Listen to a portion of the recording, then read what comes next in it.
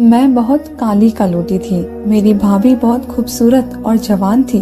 भाभी मुझे कहती है कि ये कैप्सूल रोजाना रात को खाकर सोया करो, चंद दिनों में खूबसूरत लगने लगोगी।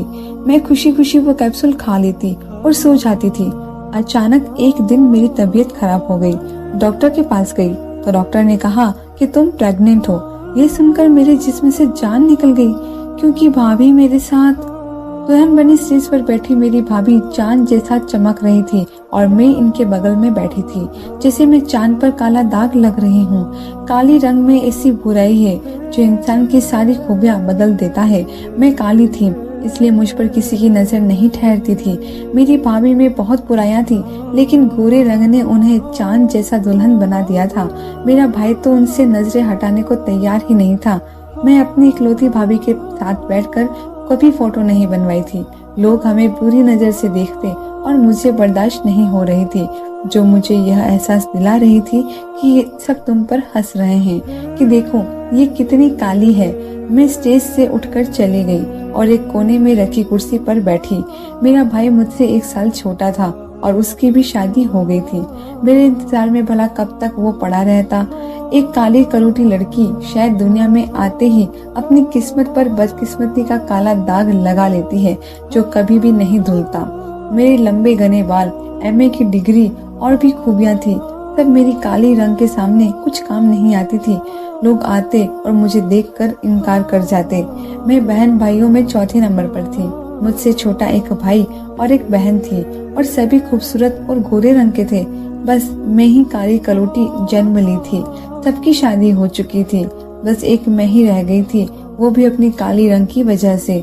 मेरे आने वाले रिश्ते मेरी छोटी बहन को पसंद कर जाते। उस समय मुझे अपने आप पर इतना गिरा हुआ महसूस होता कि दिल चाहता कि जमीन में ही धंस जाऊं। न जाने कैसे लोग एक लड़की के सामने बैठे कह देते हैं कि बहन जी, आपकी बेटी बहुत काली है, हमें पसंद नहीं। हाँ, छोटी वाली बेटी हमें पसंद है। ये नहीं सोचते कि उस लड़के पर क्या बीतेगी जो सामने अपने आने वाले रिश्ते के लिए खुद को सजाए बैठी है। क्या लड़कियां बेचने वाली माल होती है? लोग कहते हैं ये पसंद नहीं है, वो पसंद नहीं है, वो हमें दे दे, ये हमें नहीं दे। मेरी आंखों से आंसू भर आए थे और बहुत ज्यादा रोई। बस उस दिन के बाद मैंने अपनी मम्मी से साफ कह दिया कि मुझे रहने दे, आप मेरी छोटी बहन की शादी कर दें। लोगों की नजर और बातें बस मेरे रंग पर आकर ही खत्म हो जाती थी। आज सामने बैठी मेरी भाभी भाई मेरी बातों पर मुस्कुरा रही थी। मुझसे उम्र में छोटी थी, लेकिन अपनी गोरे रंग की वजह से अपने पति का दिल जीत लेती थी, जबकि उसके सामने के दांत भी कुछ बाहर दिखते थे। नाक भी कुछ मोटा था और बहुत पतली थी। किसी को ये सब नजर नहीं आ रहा था, बस उसके गोरे रंग पर सब उसे पसंद करते थे। मेरी आंखों से आंसू बहकर मेरे काले चेहरे भीग जाते, लेकिन किसी को कोई फर्क नहीं पड़ता था। हम जैसी लड़कियों के दिलों पर क्या गुजरता है, मैं दिल को समझा चुकी थी। अब मुझे माँ बाप के घर की जिंदगी गुजारनी थी। लेकिन एक दिन मेरी भाभी ने मुझे ऐसी खबर सुनाई कि मुझे अपने कानों पर भरोसा ही नहीं हुआ। मेरे भाई की शादी को अभी 4 दिन ही गुजरे थे। मेरी भाभी हंसमुख सी थी, मेरे साथ व्यवहार भी बड़ा अच्छा रखती थी, इसलिए मैं भी उनके साथ हर काम में हाथ बटा देती थी। एक बार वो मुझे कहने लगी कि तुम्हारा हर चीज प्यारा है, अगर तुम्हारा रंग गोरा हो जाए तो तुम बहुत खूबसूरत लगोगी। ये सुनकर मेरा दिल जलकर राख सा हो गया। ये बात तो मैं भी जानती थी। मुझे लगा कि वो मेरे काले रंग का मजाक उड़ा रही थी, लेकिन वो तो कहने लगी कि मेरी माँ की रंग भी पहले इतनी गोरी नहीं थी जितनी अब हो चुकी है। मैंने सोचा अब मेरी भाभी रंग गोरा करने वाली क्रीम की राय देगी, लेकिन ये सब मैं आजमा चुकी थी। मेरी गहरी काली रंग पर इसका कोई असर नहीं होता, लेकिन जो कुछ मेरी भाभी ने मुझे बताया मुझे सुनकर दिलचस्पी सी होने लगी। मुझे कहने लगी, सविता, मैंने गोरा रंग होने के कैप्सूल खाए हैं। बस 1 महीने कैप्सूल खाकर मेरे रंग सफेद हो गए। मेरे दिल में फिर एक भरोसा जाग गया कि अगर मैं भी कैप्सूल खा लूं तो मेरी रंग गोरी हो जाएगी, तो मेरा रिश्ता भी आसानी से हो जाएगा। लेकिन मुझे यह बात अपने ही मुंह से कहते हुए बुरा महसूस हो रहा था, लेकिन मेरी भाभी ने मेरा ये समस्या भी हल कर दिया था। कहने लगी, अगर तुम कहो तो मैं वो कैप्सूल तुम्हारे लिए मंगवा देती हूँ। कुछ महीने के बाद तुम तो खुद को पहचानोगी भी नहीं। मैंने वो कैप्सूल मंगवा लिए जो भाभी ने ही लाकर दिए थे। अजीब बात ये थी कि इस कैप्सूल की शीशी पर किसी भी कंपनी का नाम नहीं लिखा था, बस बिना किसी पर्चा के खाली शीशी थी। मैंने उस पर कुछ भी लिखा नहीं देखा। भाभी से पूछ लिया कि इसका नाम तो लिखा हुआ नहीं है, तो वो कहने लगी कि ये औरत बनाती है, इसका कोई साइड इफेक्ट नहीं है। तुम्हें मुझ पर भरोसा नहीं है क्या? वो मेरा इतना एहसान कर रही थी, मैं उसे उसकी नीयत पर शक कैसे कर सकती थी। मैंने वो कैप्सूल खाने शुरू कर दिए। मैं वो कैप्सूल रात को खाती और सो जाती। इस कैप्सूल को खाने के बाद एक अजीब बात यह हुई थी कि मैं काफी सालों से मैं ऐसी गहरी और सुकून नींद कभी नहीं सोई थी जितनी आज रात की सोई थी, क्योंकि कई सालों से मैं अपनी रंग की वजह से बहुत डिप्रेशन का शिकार रहने लगी थी। हर कोई मेरी काली रंग पर मुझे बुरी नजरों से देखता था, तरह तरह की बातें करता था। मुझे ही लगा लोग निशाना बनाते थे। रात भर में बिस्तर पर लेटी लोगों की बातों को याद करके रोती रहती थी, लेकिन रात को लेटते ही मैं गहरी नींद में सो चुकी थी। सुबह उठी तो सबसे पहले मैं ड्रेसिंग के सामने जाकर अपने चेहरों को देखती कि शायद मेरे रंग में कुछ फर्क आया हो, लेकिन वो वैसा ही था। लेकिन फिर मैंने सोचा ये कोई जादू थोड़ी है जो रातों रात मुझे बुरा कर देगी। न जाने क्यों मैं खुश रहने लगी थी कि अच्छा है, कुछ महीनों में मैं भी गोरी हो जाऊंगी तो मेरी भी शादी हो जाएगी। लेकिन मेरी जिंदगी में तो एक बुरा समय आया कि मैं सोच भी नहीं सकती थी। 1 माह के बाद ही मेरी तबीयत कुछ बिगड़ने लगी, मुझे उल्टियां होने लगी। अम्मी मुझे डॉक्टर के पास ले गई तो डॉक्टर ने जो खबर सुनाई वो मेरे होश उड़ाने के लिए काफी थे। वो कहने लगे आप प्रेग्नेंट थे। मैं तो हैरत से आंखें फाड़ते उसे देखने लगी और मम्मी उड़ी हुई रंग से मुझे देखने लगे। मुझे लगा कि मेरे कानों ने गलत सुना है, लेकिन मम्मी की तरफ जब मेरी नजर पड़ी तो उनकी शक भरी नजरों से मुझे लगा कि जैसे मैं गलत हूँ। मम्मी का तो ये खबर सुनते ही सांस का बिगड़ने लगा। वो पहले ही सांस की मरीज थी। मैंने जल्दी से अपने पर्स से मम्मी का इनहेलर निकाल कर दिया। 2 पफ लेने के बाद उनकी तबीयत कुछ संभली। मैं अपनी मम्मी को लेकर घर आ गई। मम्मी मुझे अपने कमरे में ले गई। कहने लगी कि सविता, अगर तुम्हें कोई पसंद था तो तुम मुझे साफ साफ कह देती, मैं तुम्हारी उससे विवाह करवा देती। इस काली रंग के साथ मुंह काला करने की क्या जरूरत थी? वो गुस्से से मुझ पर भड़क रही थी और मुझे इस बात की तकलीफ हो रही थी कि मेरी माँ ने मेरे बारे में ये सब सोचा भी कैसे लिया। मैंने कहा मम्मी, आपको अपनी सगी बेटी पर भरोसा नहीं? मैं सच कह रही हूँ, ऐसा कुछ नहीं है। मैं तो खुद परेशान हूँ, ऐसा कैसे हो सकता है? मैं तो घर से बाहर भी नहीं निकलती। लेकिन मम्मी रोने लगी, कहने लगी मुझसे सच सच कह दे, कौन है वो इंसान, किसका बच्चा तेरे पेट में है? अभी हम बात कर ही रहे थे तभी मेरी भाभी अंदर आई। कहने लगी कि सविता, मैं क्या सुन रही हूँ, ये तुमने क्या कर दिया? तुमने इस घर की इज्जत ही खराब करके रख दी है। वो शायद मेरी और अम्मी की बातें सुन चुकी थी। मैं रोने लगी कि मैंने ऐसा कुछ नहीं किया। मेरी अम्मी फुट फुट कर रोने लगी, लेकिन मुझे अफसोस इस बात का था कि मम्मी मुझे गलत ठहरा रही थी। कहने लगी तुम अनहूस से, तुम पैदा होते ही काली रंग हमारी जिंदगी को काला कर दिया। काश कि मैं तुझे पैदा होते ही मार देती। मैं तो पहले ही तेरे रिश्तों के लिए परेशान थी। मम्मी कहने लगी कि अब मुझे बता, तुझसे कौन शादी करेगा? और मुझे यह डर खाया जा रहा था कि अगर घर पर मेरे भाई आ गए तो आफत हो जाएगी। भाभी भी रो रही थी कि मैं मेरी के साथ बैठकर, मम्मी हम तो किसी को मुंह दिखाने के काबिल नहीं रहेंगे। आपकी बाकी बेटियों के ससुराल में जब यह खबर पहुंचेगी तो वो उन्हें मायके छोड़ जाएंगे। सविता, ये तुमने क्या कर दिया? मुझे तो भाभी पर हैरत हो रही थी। मैंने मम्मी से कहा डॉक्टर पागल है शायद, आप मेरे साथ कल किसी और डॉक्टर के पास चले। लेकिन मेरी बात सुनता कौन? बाहर की बेल बजी तो मम्मी ने अपने आंसू साफ किए। कहने लगी इसके बाप भाई को किसी बात का पता नहीं चलना चाहिए। बात रात के लिए दब गई। पूरी रात मेरी आंखों में आंसू आते रहे। मुझे तो चाहकर भी ऐसा कुछ याद नहीं आ रहा था। मैं सुबह जब कमरे से निकलकर बाहर आई तो एक और आफत मेरे लिए तैयार खड़ी थी। मेरी भाभी ने अपने ऐसे कजिन का रिश्ता मेरी मम्मी को बता दिया जिसकी बीवी को मरे बहुत दिन गुजरे थे। उसके 4 बच्चे थे। खुद भी वो इंसान अच्छी खासी उम्र का था। मैंने जब ये सुना तो साफ इनकार कर दिया, लेकिन मेरी मम्मी मुझे कहने लगी मेरी किसी बात पर उन्हें भरोसा नहीं था। कहने लगी कि अगर तुमने विवाह से इनकार किया तो वो जहर खा लेगी। उनके सामने मैं चुप सी हो गई। शायद मेरी काली किस्मत में यही लिखा था। कुछ ही दिन में मेरी शादी संजय से हो गई, जो मुझसे 15 साल बड़ा था। रंग उसकी भी सांवली थी, पेट निकली हुई थी, सिर के आधे बाल सफेद थे। मैंने उस पर एक नजर डालकर हटा ली। मेरे साथ एक हफ्ते में क्या हो चुका था, इतना खराब कि मुझे ना सोचने का समय मिला, ना मेरी अक्ल काम किया। मैं कुछ ना कर सकी थी, अपराधी बनकर सजा खा रही थी। आज यहाँ एक ऐसे इंसान के सामने बैठी थी जो मुझे बिल्कुल भी पसंद नहीं था। वो मुझे देखकर अपने बत्ती से निकाले हंसने लगा, फिर कहने लगा, वैसे तो तुम ठीक ही हो, लेकिन तुम्हारी रंग बहुत काली है। 50 साल के बूढ़े के मुंह से भी मुझे यही सुनने को मिल रहा था, जो 4 बच्चों का बाप था। मेरा दिल खून के आंसू रोने लगा। मेरी शादी भी क्या थी, बस एक खतरनाक समझौता। सुबह उठते ही मुझ पर जिम्मेदारियों का ढेर लगा दिया जाता था। संजय के बच्चों के नाश्ते से लेकर घर के सारे कामकाज मेरी जिम्मेदारी बन गए थे। संजय के चारों बेटे ही थे। सबसे बड़ा बेटा 12 साल का था और सबसे छोटा 7 साल का था, लेकिन चारों के चारों खुरपात किस्म के थे। पूरा दिन घर में उद्यम मचाए रखते।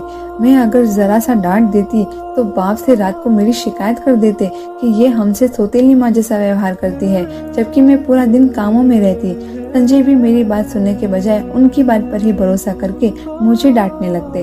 कहते कि मैंने शादी इसलिए की है कि मेरे बच्चों को माँ मिल सके, इसलिए नहीं कि तू मेरे बच्चों के साथ बुरा व्यवहार करे। मैं चुप सी हो गई। दिल तो वैसे भी मेरा मर चुका था। मैं एक सांस लेता वजूद थी जिसके दिल में कोई भी अरमान ना हो। बात सिर्फ यहीं तक न थी। संजय का बड़ा बेटा जानबूझकर मेरे खाने में नमक मिर्च ज्यादा कर देता।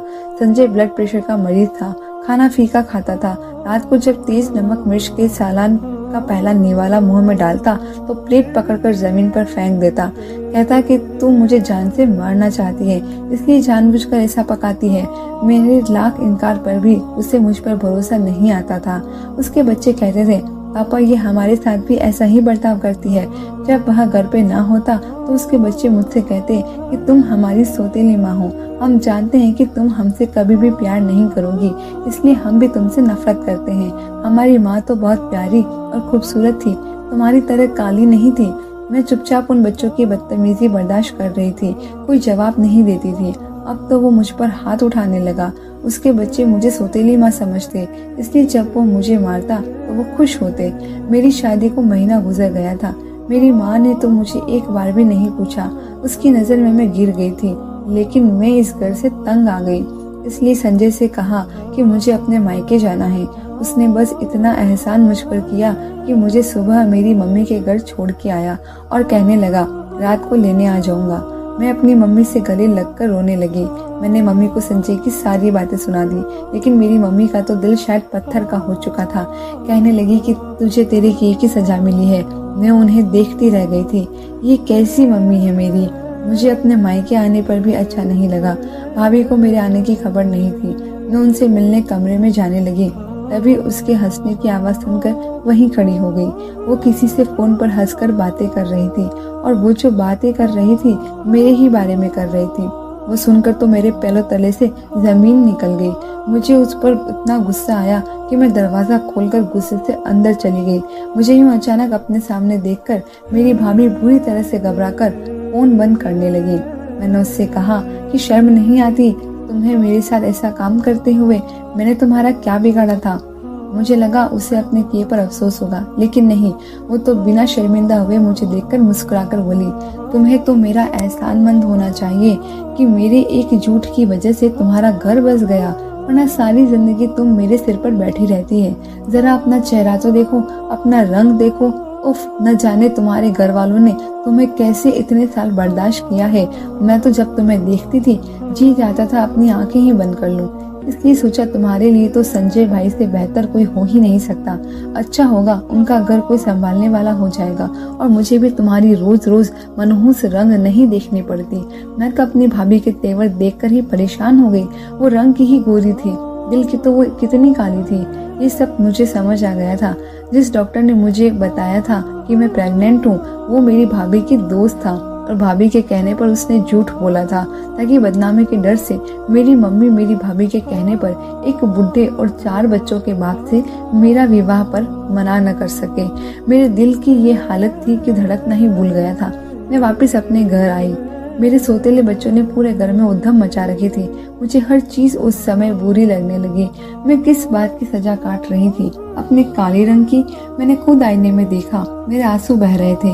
मैं सोचने लगी कि भगवान ने काले लोगों को आखिर किस लिए बनाया है? उनका तो कोई नसीब ही नहीं होता। क्या मैं इतनी बुरी हूँ कि मुझे देखकर लोग आंखें बंद करने पर मजबूर हो जाएं? मुझ जैसी लड़कियों को पैदा होते ही मर जाना चाहिए। मैं उस दिन खूब रोई, इतना रोई कि मेरी सिसकियां सुनकर मेरे चारों सौतेले बेटे मेरे कमरे के दरवाजे पर खड़े होकर मुझे बड़ी खामोशी से देख रहे थे। संजय दूसरे कमरे में सो चुके थे, बस बच्चे जाग रहे थे, जबकि मैं उनकी हर चीज को अच्छे से ख्याल रखती थी। लेकिन वो मुझे काली माँ कहकर मेरा मजाक उड़ाते थे। पहली बार मुझे यूं बिलक बिलक कर रोता देखकर सबसे छोटा वाला बेटा मेरी तरफ बढ़ा और मेरे पास आकर खड़ा हो गया। मेरा दिल इस कदर दुखी था कि सब टूट चुका था। मेरे आंसू बहुत ज्यादा गिर रहे थे। पहली बार उस बच्चे ने मुझे मम्मी कहकर पुकारा। मैंने अपना चेहरा उठाकर उसे देखा तो वह रो रहा था। मेरे आंसू साफ करने लगा, कहने लगा, मम्मी आप क्यों रो रही हैं? मत रोए, आपके रोने से मुझे रोना आता है। ये कहकर वो मेरे सीने से लग गया। मैंने भी उसे अपने साथ लगा लिया। बाकी बच्चे भी मेरे पास आ गए। शायद उन्हें मुझ पर रहम आ गया था। अब ये था कि वो मुझे तंग नहीं करते थे, ना ही घर को गंदा करते थे, बल्कि मेरी मदद भी करवा देते थे। मैंने मायके जाना बिल्कुल छोड़ दिया था। अब संजय भी बदलने लगा था। अब वो मुझे हाथ नहीं उठाता था। उसका कारोबार अच्छा था। अब सारे घर का खर्चा मुझे देने लगा। फिर मुझे ये खबर मिली कि मेरे भाई की बेटी पैदा हुई है। दिल की तड़प ठीक थी। मैंने हर बात को भुलाकर संजय के साथ भाई की बेटी देखने चली गई। लेकिन उसकी बेटी देखकर मैं आंख पलकाना भूल गई। मेरी भाभी बहुत ज्यादा रो रही थी, कह रही थी कि ये मेरी बेटी नहीं हो सकती। हॉस्पिटल से मेरी बच्ची बदल चुकी है। मेरा भाई और मेरी मम्मी उसे समझाने की कोशिश कर रहे थे कि यह तुम्हारी ही बेटी है। तुम पागल तो नहीं हो गई? अपनी ही बेटी को यूं कह रही हो? मुझे खुदा के इंसाफ पर अब यकीन आया। उसकी बेटी की सब कुछ उसकी माँ जैसी थी, लेकिन रंग मेरी जैसी काली थी। मैंने अपनी भाभी को मुबारकबाद दी। वो तो मुझसे नजरें चुराने लगी। उनके आंसू नहीं रुक रहे थे। मेरा दिल तो बहुत चाहा कि उससे उसकी कही हुई बात पर उसे जताऊं और कहूं कि जो तुमने मुझसे पीछा छुड़ाने के लिए किया था, क्या कल को अपनी बेटी के साथ भी ऐसा ही करोगी? लेकिन मैंने उसे कुछ नहीं कहा, क्योंकि मेरा खुदा है।